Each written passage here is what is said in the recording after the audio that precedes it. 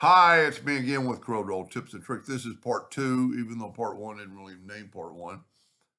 I made just earlier today, I made these two videos, or made a video and made this with the envelope tool. And somebody said, why do you use envelope tool? Why don't you just rotate it? Well, it's not as easy as you think. And I just realized I left part of this off. So here's our original that we used on part one. I'm going to hit P to put it in the center of the page. And then I'm going to use the control button and move it upwardly. Okay. You have to do this, Control D, alternate C, and then rotate it to where you get a kind of a cross point. And we're going to go with 18. And let's look at that. That might work. That, it all depends on how far away you are from the center. Now let's take this one, Control D, alternate C, and have it rotate a negative 18 degrees. Because we need to do the same on both these. And now that I look, that's kind of neat that those things actually kind of touch. And we can maybe correct that.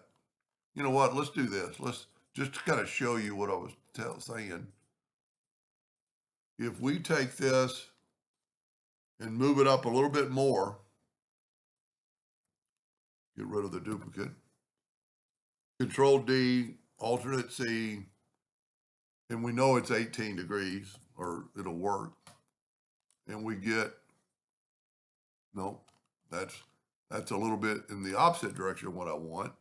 So let's set our nudge factor on like 0.1 and just take this and nudge it down a little bit.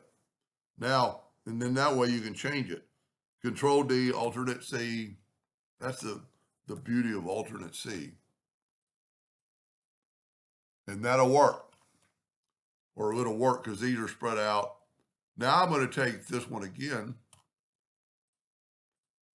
and Control D, alternate C, and have it rotate a negative 18 degrees. So we got the exact same product. So wherever the lines cross, you need to get rid of. So we're going to take a 2-point line and go from that intersection. And you gotta zoom in to make sure that it's in the center. And then while we're here, I'd maybe start up at that one where it says intersection. There we go. Now let's take this away. Let's take that away and cut that away. Take our Smart Fill tool and fill that in. Now we could test it, but I'm pretty sure it's going to work. As a matter of fact, I'm going to do this. I'm going to set my nudge factor now to about 10 with nothing, 5 with nothing selected. And then I'm going to just Smart Fill all the parts. This is going to look pretty cool because I think the first time I left that off, that bottom section. So I'm going to weld this. I don't ever get rid of anything. I move it out of the way. And then I'm going to take this and move it. Now I'm going to Control D, alternate C, and go 18 degrees.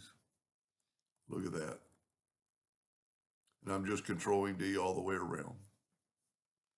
Total different pattern. Now you are going to have a little bit of a line there, but hopefully now if we take it all, and very few people, maybe printers would have to do that. I'm going to weld it together. And now the line is gone and it's all one unit. That looks pretty cool. And there, like I said in the first video this morning, that could be completely changed and make it look totally different, and you could add to it. And so I thank that viewer or subscriber to kind of sparking my brain, and you don't have to envelope everything. Now mine is rounder, it's more like in the shape of a cylinder because the points are as sharp, but his are like sharp, and or my new one. But also I like doing stuff like this. Now that this is all welded together, what is it going to look like when you fill it in? Look at that. How long would it take you to draw that? Not saying you'll ever want to draw that, but you know, that might even make a great seamless pattern somehow with these things touching.